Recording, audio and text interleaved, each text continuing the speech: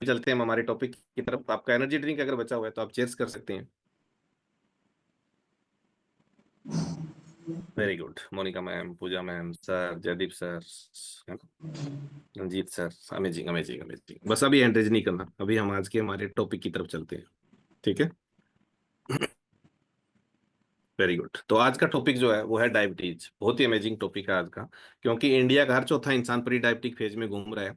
हम अगर हमारे चारों तरफ देखेंगे तो हमारे किसी न किसी रिश्तेदारी में, घर में, अपने सास ससुर को, मम्मी पापा को, ताया ताई को ये बीमारी जरूर हो रही होगी। क्यों? क्योंकि हमारा लाइफस्टाइल बदल गया है, हमारा खान पान बदल गया है और हमारे खाने में न्यूट्रिशन कम होता गया है। तो आज हम पूरा डिटेल में बात करेंगे। अगले 25 मिनट आपको ध्यान से बैठ के सुनना है। अगर आपके पास कॉपी पेन है तो आप लिख भी सकते हैं कि आखिर ऐसा क्यों है, क्यों शुगर इतना इंडिया में बढ़ता जा रहा है, क्या इसके लक्षण होते हैं, क्या इसके कारण हैं, और कैसे हम अपने आप को इससे बचा सकते हैं। गुड न्यूज ये है कि अगर डायबिटीज है किसी को तो वो डायबिटीज को रिवर्स कर सकता है, वापिस ठीक कर सकता है उसको। बहुत ही अच्छी प्रॉब्लम है ना। और एक बहुत बड़ी भी प्रॉब्लम मान सकते हैं, क्योंकि लाइफ लॉन्ग इसकी मेडिसिन खानी पड़ती है। कोई भी डॉक्टर आपको ये नहीं बोलेगा कि आपको ये शुगर की दवाई 6 महीने खा के ठीक कर लोगे, आप उसके बाद बंद कर दो, 2 महीने खा के बंद कर दो, 1 महीने खा के बंद कर दो। डॉक्टर के पास जाने के बाद लाइफ लॉन्ग ये दवाई खानी पड़ती है, और वो दवा उसको ठीक नहीं कर रही है। वो दवा उसको सिर्फ दबा रही है, कंट्रोल कर रही है, उसको क्योर नहीं कर रही है। क्योंकि अगर क्योर कर रही होती तो कोई भी शुगर का रोगी 5 साल से दवाई खा रहा है, अगर वो 3 दिन दवाई नहीं खाए तो उसका ब्लड में ग्लूकोज लेवल कितना बढ़ जाता होता है। इसका मतलब क्या हुआ? जो दवाई हम खा रहे हैं वो ज्यादा फायदा नहीं कर रही है, ओनली वो कंट्रोल कर रही है, उसको क्योर नहीं कर रही है। लेकिन क्योर हम उसको कर सकते हैं उसका लाइफ स्टाइल सही करके, उसका फूड हैबिट सही करके, और उसके खाने में न्यूट्रिशन ऐड करके। तीनों काम अगर हम करते हैं तो उसका 100% संभावना होती है। डिस्क्लेमर है, हम यहाँ पे किसी बीमारी का इलाज नहीं करते हैं, लेकिन अभी अभी आपने सुना कि देखो कितने बढ़िया रिजल्ट्स आए हैं। अगर हम अपना खान पान सही करते हैं, अगर हम अपनी जीवन शैली को सही करते हैं और अपने खाने में न्यूट्रिशन वैल्यू ऐड करते हैं, तीनों चीजें सही करते हैं, तो 100% इस धरती पे ऐसी कोई बीमारी नहीं है जो हमारी बॉडी में रहे। क्योंकि हमारी बॉडी खुद एक मल्टी स्पेशलिटी हॉस्पिटल है। हमारी बॉडी खुद एक बहुत बड़ा डॉक्टर है, जो हमें साइन देना स्टार्ट कर देती है, अभी भाई आपको ये प्रॉब्लम है, अब आप ध्यान रखो। लेकिन हम इसको नेग्लेक्ट करते जाते हैं और धीरे धीरे अपनी बॉडी को खराब करते जाते हैं। फिर क्या होता है, एक दिन रिजल्ट आता है, हम डॉक्टर के पास जाते हैं और वो दवा शुरू हो जाती है।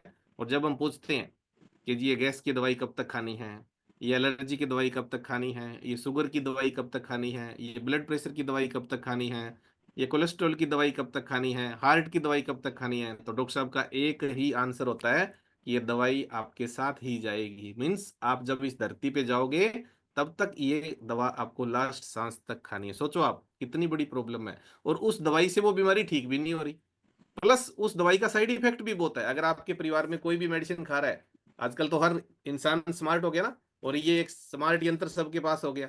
आप उस दवाई का साल्ट डाल के देखना है गूगल पे या यूट्यूब पे, और फिर लिखना side effect of glimepiride, side effect of metformin, या जो भी दवाई खा रहे हैं उसका साइड इफेक्ट लिख के देना। कितने सारे साइड इफेक्ट होते हैं उसके, लीवर पे साइड इफेक्ट करते हैं, किडनी पे साइड इफेक्ट करते हैं, लेकिन फिर भी हम लोग मजबूर हैं खाने के लिए। तो एक बार आप सब जोरदार क्लैपिंग कर सकते हैं कि भगवान की हम पे असीम कृपा है, गॉड की कितनी बड़ी ब्लेसिंग्स है कि हम लोग इस प्लेटफॉर्म से जुड़े हैं और हमें लाइफ लॉन्ग किसी भी मेडिसिन की जरूरत नहीं पड़ेगी। अब लास्ट सांस तक यूं ही भंगड़ा डालते रहेंगे और मेडिसिन फ्री लाइफ को एंजॉय करते रहेंगे। ओके, तो welcome to all of you.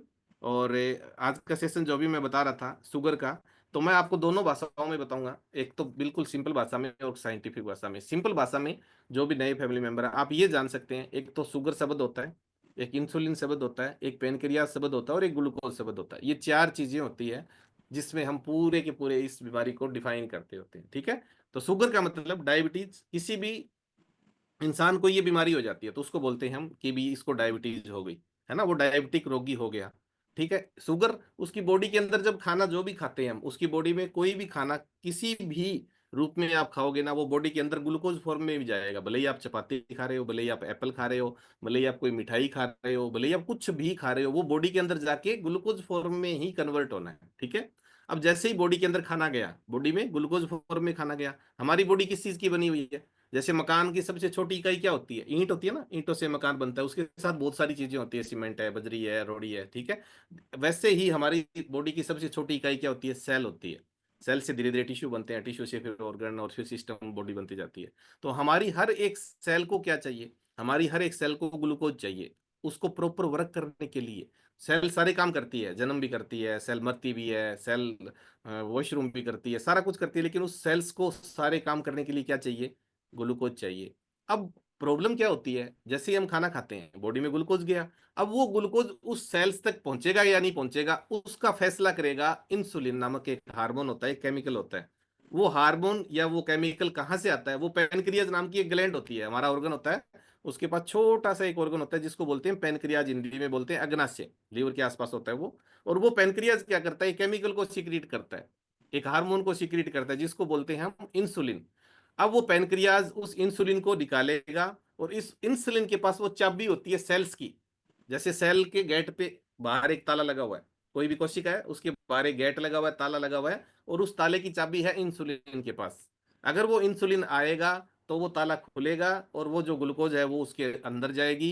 अगर वो ताला नहीं खुलेगा इंसुलिन रूपी चाबी से, तो वो ग्लूकोज बॉडी के अंदर काम नहीं करेगा, वो बॉडी में घूमता ही रहेगा। कुछ समझ में आया? अगर समझ में आया तो ऐसे कर दो, नहीं आया तो ऐसे कर दो। अगर ऐसे करने से पता है क्या हो जाता है? हमारे गर्दन की एक्सरसाइज भी हो जाती है, ऐसे दोनों कर सकते हैं, है ना? Very good. तो क्या हुआ कि हमने जो भी खाना खाया वो बॉडी में ग्लूकोज फॉर्म में गया। अब पैनक्रियास से इंसुलिन आया, और इंसुलिन ने क्या किया? उस ग्लूकोज को सेल्स के अंदर डाल दिया, ठीक है।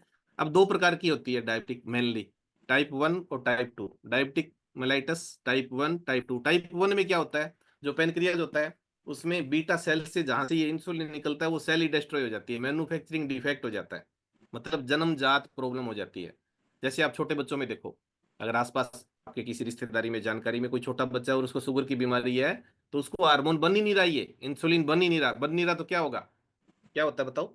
बाहर से देते हैं हम। जैसे थायराइड की प्रॉब्लम है, थायराइड में क्या होता है? थायराइड स्टिमुलेटिंग हार्मोन की प्रॉब्लम हो जाती है, वो हार्मोन बनना डिस्टर्ब हो जाता है, तो हम क्या करते हैं? बाहर से थायरोक्सिन की गोली देते हैं ना। वो थायरोक्सिन की टेबलेट क्या है? वो एक हार्मोन ही तो है। ठीक वैसे ही अगर उसका इंसुलिन नहीं बन पा रहा है तो हमें क्या करना है? देखो शकुंतला मैम ने लिख दिया ना, इंसुलिन देना पड़ता है। एक बार क्लैपिंग कर दो मैम के लिए। बाहर से इंसुलिन के इंजेक्शन देने पड़ते हैं, टेबलेट से काम नहीं चलते। ठीक है, ये होता है टाइप 1। लेकिन मेनली ये किस में होता है? ये बच्चों में होता है।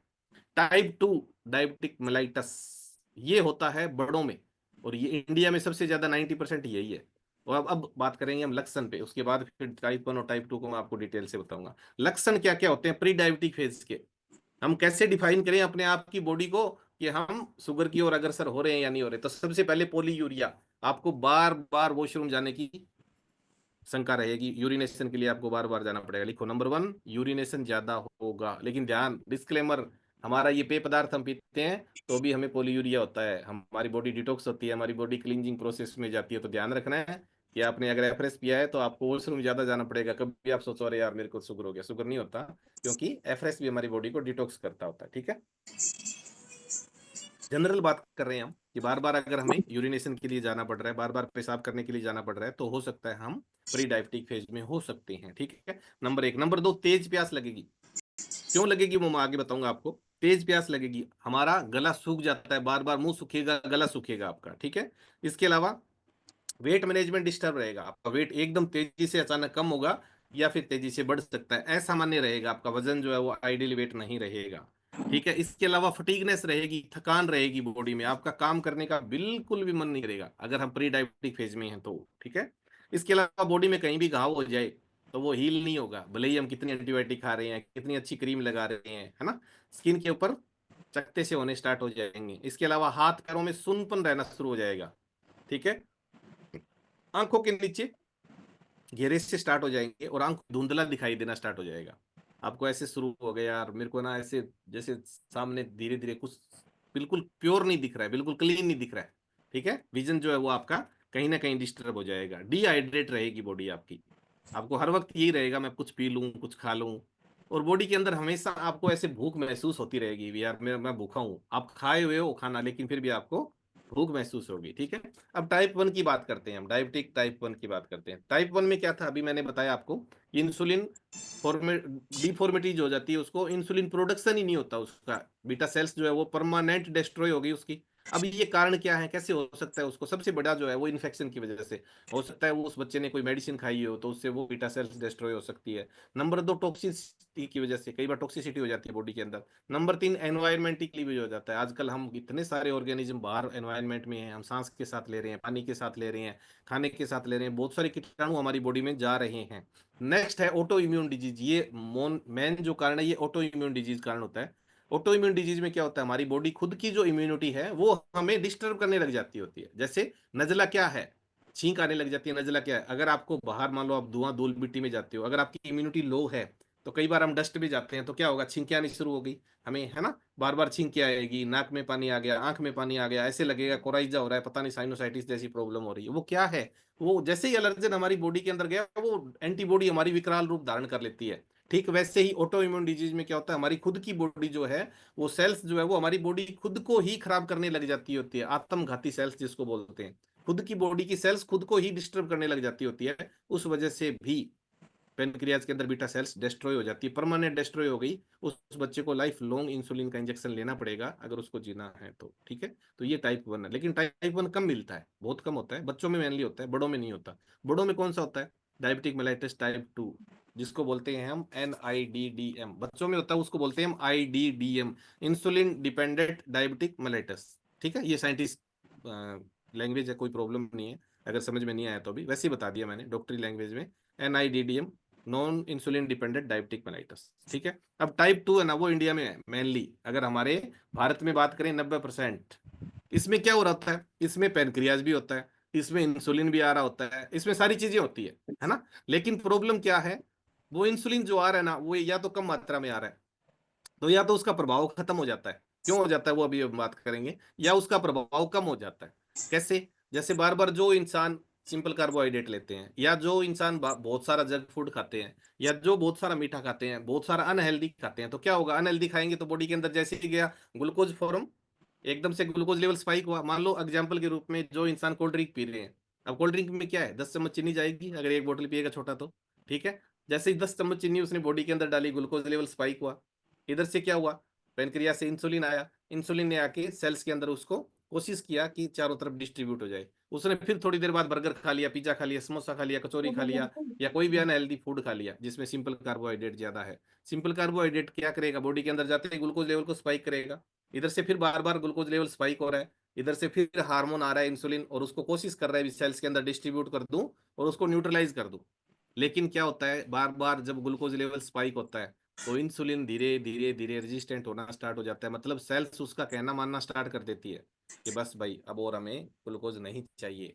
इंसुलिन का प्रभाव खत्म हो जाता है। फॉर एग्जाम्पल, मैं आपको अभी एक जोक सुनाऊं, आपको हंसी आएगी, वही जोक मैं दोबारा रिपीट करूं, हंसी कम आएगी, प्रभाव ही खत्म हो जाता है। अब प्रभाव खत्म हो गया तो क्या होगा, बॉडी के अंदर ग्लूकोज लेवल घूमता रहेगा, है ना। अभी हमने बात की थी बार बार यूरिन जाने की, बार बार पेशाब क्यों लगता है, कारण देखो, बार बार पेशाब इसलिए लगता है कि बॉडी के अंदर ग्लूकोज लेवल घूम रहा है, ब्लड में तो घूम रहा है, ब्लड में घूम रहा है, तो किडनी को पता चल गया अभी ब्लड प्योर नहीं है, अभी ब्लड के अंदर कुछ ना कुछ बाहर से एक्स्ट्रा चीज आ गई, तो किडनी उसको बार बार फ्लश आउट करने की कोशिश करेगी। तो किडनी पे एक्स्ट्रा लोड हो गया ना, कि बॉडी के अंदर खाना खाया उसने, बार बार अनहेल्दी खाया, तो ब्लड में तो ग्लूकोज घूम रहा है, ब्लड में ग्लूकोज घूम रहा है, तो किडनी उसको बार बार फ्लश आउट करने की कोशिश करेगी। अब बार बार फ्लश आउट करने की कोशिश करेगी तो क्या होगा, बार बार हमें यूरिन के लिए जाना पड़ेगा। इसलिए प्री डायबिटिक फेज में जो रोगी होते हैं उनको बार बार पेशाब करना पड़ता है। अब बार बार पेशाब करने से क्या होगा, इलेक्ट्रोलाइट का भी तो लॉस होगा, है ना, वाटर लॉस भी होगा। अब वाटर लॉस हो रहा है, बार बार इलेक्ट्रो लॉस हो रहा है तो क्या होगा, इलेक्ट्रोलाइट लॉस हो रहा है तो क्या होगा, हमारा मुंह सूखेगा, हमारा गला सूखेगा। इस वजह से हमें बार बार पानी पीने की तलब रहेगी कि यार मैं पानी पी लूं, मेरा मुंह सूख रहा है। नंबर 4, बार बार जब यूरिन का लोड पड़ रहा है, किडनी पे एक्स्ट्रा लोड पड़ रहा है, तो क्या होगा, हमारे एक प्रॉब्लम होती है जिसको बोलते हैं हम डायबिटिक नेप्रोपैथी। डायबिटिक वाले रोगी की दो बीमारियां सबसे ज्यादा होती है, एक तो उसके गुर्दे सबसे पहले खराब होते हैं। क्यों, क्योंकि किडनी पे एक्स्ट्रा लोड होता है, किडनी बेचारी बार बार उसको फिल्टर करने की कोशिश करती है। डायबिटिक नेप्रोपैथी। नंबर 2 होती है डायबिटिक रेटिनोपैथी, उसकी आंख सबसे ज्यादा खराब होती है। तो अगर आपके परिवार में जानकारी में किसी को भी डायबिटीज है तो उसके किडनी की और आंखों की दोनों जांचें बार बार हर आफ्टर 6 महीने में करवाना चाहिए हमें। ठीक है, तो क्या हुआ, अभी हम बात कर रहे थे कि बार बार उसको यूरिनेशन के लिए जाना पड़ा। ठीक है, बार बार पेशाब करने से इलेक्ट्रोलाइट लॉस हुआ, इलेक्ट्रोलाइट लॉस हुआ तो क्या हुआ, हमें बार बार पेशाब लगने की वजह से हमें डिहाइड्रेट होगी बॉडी, हमें बार बार पानी पीना पड़ता है। नंबर 2, अब वो ब्लड में ग्लूकोज तो घूम रहा है, पर वो हमारी बॉडी को तो नहीं लग रहा। सेल्स क्या है, सेल्स तो भूखमरी की अवस्था में आ गई ना। कोशिकाओं को तो खाना नहीं मिला, बॉडी में है पर वो खाना नहीं मिल रहा है। जैसे एग्जाम्पल बात करें, हम बैठे हैं और हमारे कोई लेमिनेशन कर दे, है ना, चारों तरफ से बाहर सामने थालियां पड़ी है इतनी अच्छी व्यंजन की, वो हम खा तो नहीं पा रहे। हमारे चारों तरफ खाना पड़ा इतना अच्छा, लेकिन हमें लेमिनेटेड कर दिया गया। ठीक वैसे ही सेल्स के साथ होता है। खाना तो बॉडी में हो रहा है पर वो सेल्स को नहीं मिल रहा होता है, तो सेल्स भूखमरी की अवस्था में आ जाती है। अब भूखमरी की अवस्था में आ गई तो क्या होगा, थकान रहेगी ना बॉडी में। नंबर तीन क्या होगा, जब सेल्स भूखमरी की अवस्था में होती है तो सेल्स माइंड को सिग्नल भेजती है कि हम लोग भूख की वजह से मर रहे हैं, हमें जल्दी से खाना भेजो, हम भूख की वजह से मर रहे हैं, हमें जल्दी से खाना भेजो। तो माइंड हमें ये सिग्नल भेजता है कि आप जल्दी से ग्लूकोज ही खा लो, मिठाई खा लो, ताकि आपकी बॉडी में जल्दी से जल्दी वो ग्लूकोज फॉर्म में और ज्यादा जल्दी एब्जॉर्ब हो। इसीलिए डायबिटिक रोगी को मीठा खाने का तलब रहता है। नंबर तीन, डायबिटिक रोगी को बार बार भूख लगने का भी यही कारण है। ब्लड में तो ग्लूकोज घूम रहा है, सेल्स के पास खाना नहीं पहुंच रहा है, सेल्स बार बार माइंड को सिग्नल भेज रही है कि खाना दो, खाना दो, खाना दो। खाना खाने के थोड़ी देर बाद ही आप देखोगे ना, शुगर वाले रोगी को उसको भूख लग जाएगी। इस वजह से उसको बार बार बार बार बार यही महसूस होता रहता है कि यार मैं भूखा हूं, मैं भूखा हूं, मैं भूखा हूं। अब नेक्स्ट देखो आप, जब ब्लड के अंदर ग्लूकोज घूम रहा है तो क्या होगा, बॉडी उसको कोशिश करेगा। अब किडनी ने तो अपना काम कर दिया कि यार जितना जल्दी हो सके फिल्टर निकाल दो। अब लीवर भी अपना काम करना शुरू करेगा। लीवर क्या करेगा, उसको उसको ग्लूकोज को मेटाबोलाइज करेगा, कोशिश करेगा उसको ठिकाने लगाने के लिए। ग्लूकोज को ग्लाइकोजन में बदलेगा, ग्लाइकोजन में फैट में बदलेगा, और फैट डिपॉजिट होता जाएगा। धीरे धीरे धीरे धीरे क्या होगा, हमारी आर्टरीज के अंदर वो फैट जो है वो डिपोजिशन होना स्टार्ट हो जाएगा। एक नॉर्मल इंसान और एक डायबिटीज वाला इंसान, दोनों को अगर हम कंपेयर करें तो हार्ट के रोगी होने की संभावनाएं डायबिटिक रोगी को 15 गुना ज्यादा बढ़ जाता है रिस्क। एक नॉर्मल पर्सन है और एक डायबिटिक पर्सन है, डायबिटिक पर्सन को 15 टाइम्स मल्टीप्लाई बढ़ जाता है, उसका रिस्क बढ़ जाता है। एक नॉर्मल इंसान से 15 गुना ज्यादा रिस्क बढ़ जाता है उसको कार्डियक प्रॉब्लम होने के लिए। आप देखोगे ना, जितने भी कार्डियक रोगी होते हैं उनको शुगर की बीमारियां मोस्टली हो रही होती है। क्यों? क्योंकि जो उनके बॉडी के अंदर ग्लूकोज घूम रहा है उसको मेटाबोलाइज करके क्या करेंगे, वो धीरे धीरे उसको फैट में डिपॉजिट करेंगे। फैट में डिपॉजिट करेंगे तो वो कहीं ना कहीं जाके तो फैट जमेगा ना। तो वो कहाँ जमेगा, सबसे ज्यादा स्प्लीन पे जमेगा, लीवर पे जमेगा, उनका फैटी लीवर भी रहता है। ठीक है।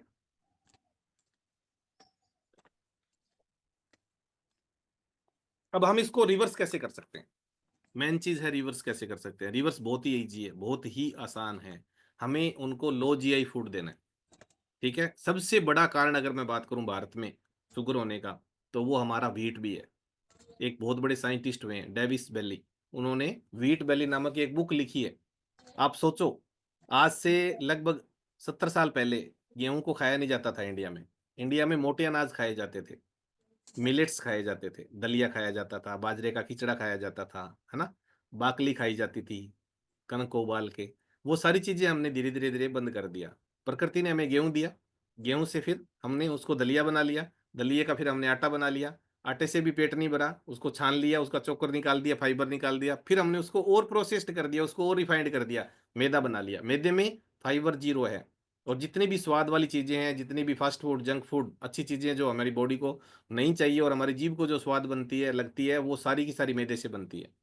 सफेद चीजें बॉडी के लिए फायदेमंद नहीं है। सफेद आप दूध पी रहे हो सिंथेटिक, वो भी बॉडी के लिए फायदेमंद नहीं है। सफेद मैदा बॉडी के लिए फायदेमंद नहीं है। सफेद चीनी बॉडी के लिए फायदेमंद नहीं है। सफेद नमक बॉडी के लिए फायदेमंद नहीं है। तो हमें अपनी किचन में बदलाव करना है, हमें अपनी रसोई में बदलाव करना है। और इंडिया खा खा के मर रहा है। आज आज भारत में डायबिटिक होने का सबसे बड़ा अगर कारण हम माने तो गेहूं है। तीनों टाइम गेहूं खाते हैं, सुबह उठती परांठे खाते हैं, दोपहर को खाना खाते हैं, रात को फिर खाना खाते हैं। अभी मैं बात कर रहा था डेविस बेली की, उन्होंने एक व्हीट बेली नामक बुक लिखी है जिसमें उन्होंने लिखा है कि भारत के अंदर सबसे ज्यादा sugar, cholesterol, fatty liver, cardiac problem होने का सबसे मेन कारण जो है वो गेहूं है। आज गेहूं इतना सारा इंडिया में खाया जा रहा है। गेहूं को आज सिंपल कार्बोहाइड्रेट की श्रेणी में रखा गया है। मीठा नहीं है ना, लेकिन मीठे जैसा काम करता है। अगर कोई भी डायबिटिक का रोगी है, एक बार पहले उसकी शुगर की जांच करो, उसके बाद उसको 3 चपाती खिलाओ गेहूं की, और फिर जांच करो आप। पहले अगर खाली पेट उसका 150 आ रहा है तो 350 आ जाएगा शुगर उसका। इतना ज्यादा स्पाइक करता होता है। और वो आगे पता है क्या कहते हैं हमें, सर मैं तो मीठा खा ही नहीं रहा, पता नहीं मेरी शुगर कंट्रोल ही नहीं हो रही। सर मैं तो मीठा खा ही नहीं रहा, मेरी शुगर कंट्रोल ही नहीं हो रही। है ना। ये ध्यान रखना है, उनको गाइड करना है कि कनक का एक चपाती जो है वो 1.5 चम्मच चीनी जितना काम करता है, सोचो आप। तो करना क्या है, अनाज को शिफ्ट करना है। अनाज को शिफ्ट करना, दूसरे अनाजों पे शिफ्ट करो। आप बाजरा खा सकते हो, आप जौ खा सकते हो, आप ज्वार खा सकते हो, आप कुटको खा सकते हो, आप सिंघाड़ा खा सकते हो, आप रागी खा सकते हो, आप बहुत सारे ऑप्शन है। मिस्सी रोटी, बेसन की रोटी खा सकते हो आप, मक्के की रोटी खा सकते हो, कितने सारे ऑप्शन है इंडिया में, सोचो आप, है ना। नंबर 2, ध्यान क्या रखना है, अगर कोई प्री डायबिटिक फेज में है तो HbA1c एक टेस्ट होता है। वैसे तो ब्लड शुगर जांच करवा ली हमने, वो अगर उसकी रिपोर्ट आपको 70 से 110 आ रही है तो नॉर्मल है। 3 प्रकार की होती है ब्लड की जांचें। खाली पेट करवाते हैं ब्लड शुगर फास्टिंग, नाश्ता करने के 2 घंटे बाद करवाते हैं ब्लड शुगर, पीपी बोलते हैं, पोस्ट प्रेंडियल। और ब्लड शुगर रैंडम 24 घंटे में कभी भी करवा लो आप, ठीक है। खाली पेट जो जांचें करवाते हैं 70 से 110 आना चाहिए, पीपी आपका 140 तक आना चाहिए, और रैंडम आपका 140 तक आना चाहिए। कंफर्मेशन टेस्ट होता है HbA1c, लिख सकते हो आप, ग्लाइकेटेड हीमोग्लोबिन टेस्ट बोलते हैं, जिसमें 3 से 4 महीने की, पिछली 3 से 4 महीने की हमारी बॉडी में ग्लूकोज लेवल क्या रहा उसकी रीडिंग आती है। अगर वो 5.7 तक है तो आप प्री डायबिटिक फेज में हैं। अगर वो 5.7 से 6.4 तक है तो आप उसको डाइट कंट्रोल कर सकते हैं। अगर 6.4 प्लस हो गया तो डॉक्टर आपको दवाई शुरू करेगा, ठीक है। तो ये ध्यान रखना है प्री डायबिटिक फेज में। हम इसको रिवर्स कैसे कर सकते हैं, लो जीआई फूड देके, उसको ग्लाइसीमिक इंडेक्स कम वाला खाना। अब ग्लाइसीमिक इंडेक्स में शॉर्ट में बताऊं आपको, कि जैसे हम दूध को किस में मापते हैं, इसमें कितना फैट है ना, उसकी प्योरिटी कितनी है, ठीक वैसे ही अनाज को हम कैसे मापते हैं, उसका जीआई कितना है, ग्लाइसीमिक इंडेक्स कितना है। मतलब ये बॉडी के अंदर खाना जाके कितना ज्यादा ग्लूकोज लेवल को स्पाइक करेगा, वो उसको जीआई बोलते हैं। तो 3 प्रकार के होते हैं, हाई जीआई, लो जीआई और मिड जीआई। हाई जीआई के अंदर जितने भी सिंपल कार्बोहाइड्रेट आते हैं, जितनी भी मिठाइयाँ आती है, जितने भी फास्ट फूड आते हैं, ये सारे हाई जीआई में आते हैं। मिड जीआई में क्या आता है, हम चपाती खाते हैं, ठीक है, जो भी चीजें खाते हैं। लो जीआई में क्या आता है, लो जीआई में आता है जैसे जौ आता है, जौ का दलिया अगर आप खाते हो, बहुत ही बेस्ट चीज है, बॉडी के लिए भी बहुत अच्छा है, बॉडी में ग्लूकोज लेवल को भी नहीं बढ़ाएगा। प्लस एक बार जोरदार क्लैपिंग कर सकते हैं हम अपने दुनिया के सबसे शुद्ध सर्वोत्तम आहार के लिए, हम हमारे प्यारे से यमी यमी शेक के लिए, जो कि लो जीआई फूड है। आप शुगर वाले मरीज को भी वो दोगे ना, वो लगेगा मीठा, क्योंकि उसमें स्टीविया है, ग्लूकोज नहीं है उसमें, चीनी नहीं है, शुगर नहीं है उसमें, लेकिन स्टीविया की वजह से वो स्वीट टूथ लगेगा कि यार मीठा है। पान का फ्लेवर तो दोगे ना आप, तो शुगर वाला मरीज ये कहेगा यार निहाल कर दिए, मेरे को तो मीठा देखे हुए कितना टाइम हो गया, और पान वाला फ्लेवर तो कितना शानदार मीठा लगता है स्टीविया की वजह से। लेकिन वो लो जीआई है, लो जीआई का मतलब उसकी जीआई जो है वो लगभग 22 है, सोचो आप, 22 जीआई है। हम जो चपाती खाते हैं वो लगभग 50 जीआई की होती है, और जितने भी सिंपल कार्बोहाइड्रेट हैं हाई जीआई के फूड वो 70 प्लस के होते हैं। और 70 प्लस वाले जीआई फूड की वजह से हमारी बॉडी डिस्टर्ब रहती है, ठीक है। तो लो जीआई फूड खाना है। नंबर 2 पे फ्रूट खाने हैं, जूस नहीं पीना। जूस जैसे पियोगे उसमें से क्या हो गया, फाइबर निकल गया, और वो एकदम से ग्लूकोज लेवल को स्पाइक करता है। जूस कभी नहीं देना चाहिए डायबिटिक रोगी को। फ्रूट खा सकते हैं, फ्रूट में भी कुछ एक फ्रूट नहीं खाना चाहिए उनको, आम, चीकू, केला, अंगूर, खजूर, ये क्या करते हैं, हाई कैलोरी फूड होते हैं, तो इनसे भी थोड़ा सा ग्लूकोज लेवल बढ़ जाता है। बाकी फ्रूट लिमिट मात्रा में ले सकते हैं आप।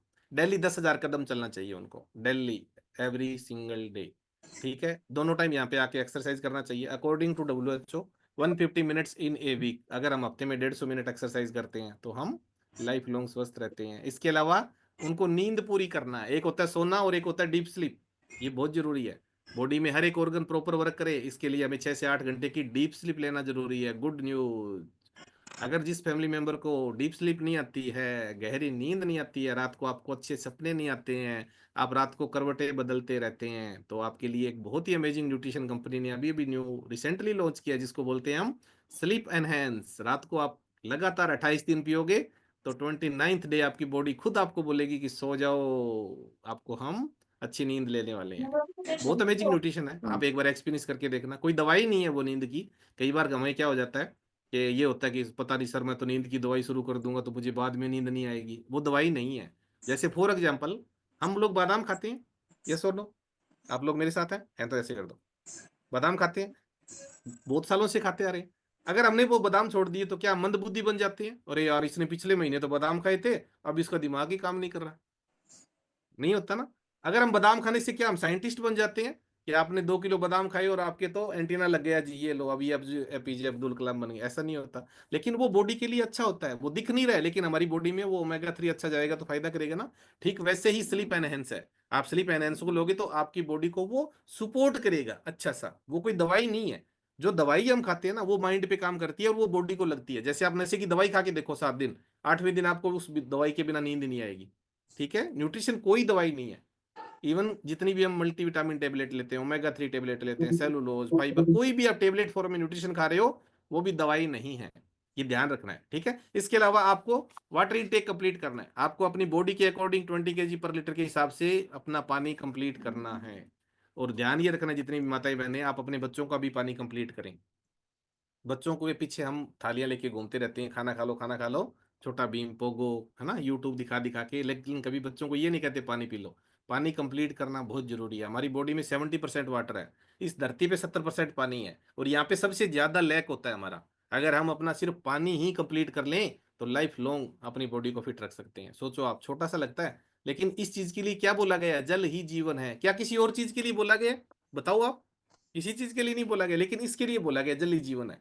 ठीक है, तो पानी कंप्लीट करना बहुत जरूरी है। आप अपना पानी कंप्लीट कीजिए, आप अपनी नींद कंप्लीट कीजिए, 10,000 कदम चलिए, डेली क्लब में आइए। एक बार जोरदार क्लैपिंग कर सकते हैं हम हमारे गुरु पंकज शर्मा सर के लिए, जिन्होंने इतना अच्छा प्लेटफॉर्म बनाया है। घर बैठे हुए लेडीज, जेंट्स, बच्चे, ओल्ड एज, सबके सब एक प्लेटफॉर्म पर आकर हम यहाँ पे डेली फिटनेस की बातें करते हैं। सुबह मेडिटेशन करते हैं, एक्सरसाइज करते हैं, डेली हम यहाँ पे खान पान के बारे में देखते हैं, डेली हम यहाँ पे डांस करते हैं। इस कम्युनिटी को साइंस बेस्ड डिजाइन किया गया, इसको अपने आप नहीं किया गया। डेली आप मेडिटेशन करते हो तो आपका माइंड कैसे पॉजिटिव रहता है? सोचो आप, पीस ऑफ माइंड, हमारा माइंड बिल्कुल शांत रहता है। इसके बाद आप एक्सरसाइज करते हो तो लाइफ लॉन्ग फिट रहते हो। उसका रोल 20% ही है, पर कितना फायदा करता है? आपकी बॉडी एनर्जेटिक रहती है, ब्लड सर्कुलेशन सही रहता है, आप पूरे दिन एनर्जी फील करते रहते हो। इसके बाद आप डेली डांस करते हो। जो इंसान डांस कर रहा है वो दुखी नहीं हो सकता, और जो दुखी इंसान है वो नाच नहीं सकता। अगर आप डेली डांस करते हो तो आपके अंदर स्ट्रेस हार्मोन कोर्टिसोल सीक्रेट ही नहीं होगा कभी। और क्या होगा? हैप्पी हार्मोन सीक्रेट होंगे, डोपामाइन, सीरोटोनिन, है ना। उसके बाद खान पान के बारे में डेली हम बात करते हैं यहाँ पे, और हम कितने सारी स्टोरीज जो एक्सपीरियंस शेयर करते हैं, उससे हम इंस्पायर होते हैं कि उसका 20 किलो वजन कम हो गया तो मेरा भी होगा, उसकी ये बीमारियां ठीक होगी तो मेरी भी होगी। हम एक दूसरे से इंस्पायर होते हैं। तो आपको क्या करना है? आपको अपने कोच की गाइडेंस में प्रॉपर अपना डाइट प्लान बनवाना है, पूरा फॉलो करना है, दिल से फॉलो करना है, और अपने आइडियल वेट को अचीव करना है। फिर आप सोचो आपकी जिंदगी कैसी होने वाली है। आज जितने भी ओवर वेट पर्सन हैं, जितने भी नए फैमिली मेंबर हैं, आप एक बार इमेजिन करके सोचो, आप जिस दिन आइडियल वेट पे आ जाओगे, आपका 20 किलो वजन कम हो जाएगा, आपका 25 किलो वजन कम हो जाएगा, आपकी जिंदगी कितनी अमेजिंग हो जाएगी, कितना शानदार ड्रेसअप हो जाएगा आपका। हमारी माताएं बहनें जाते पूछती है ना कि इसमें ये कलर दे दो, इसमें ये डिजाइन दे दो। आपको बहुत सारे ऑप्शन अभी नहीं मिल रहे हैं डबल एक्सएल, ट्रिपल एक्सएल में, लेकिन जब आप एम साइज में आ जाओगे, जब आप एस साइज में आ जाओगे, जब आप एल साइज में आ जाओगे, तो कितने सारे ऑप्शन वहां हमें मिलने लगेंगे। हम अपने बच्चों के लिए एग्जाम्पल पेश होंगे। इसके अलावा हमारी जिंदगी लाइफ लॉन्ग बिना दवाइयों की कटेगी। इस धरती पर वो इंसान सबसे अमीर है जो बिना दवाइयों के जीवन जी रहा है। भले ही हमारे पास कितने पैसे हैं, अगर हमारे 10 बीमारियां हैं तो क्या काम का वो पैसा? ओके, तो हंसते रहे, मुस्कुराते रहे, स्वस्थ रहे, मस्त रहे। शाम को फिर मिलेंगे एक नए कोच के साथ। टिल देन बाय बाय, अपना खूब सारा ध्यान रखिए, और अपनी Thank you, family sir. Thank Thank you you very so much, much, sir. sir. Thank you. Bye Thank bye, you. everyone. Thank you, sir. Thank you, Thank sir. you. Thank you. Bye. Thank you. Everyone.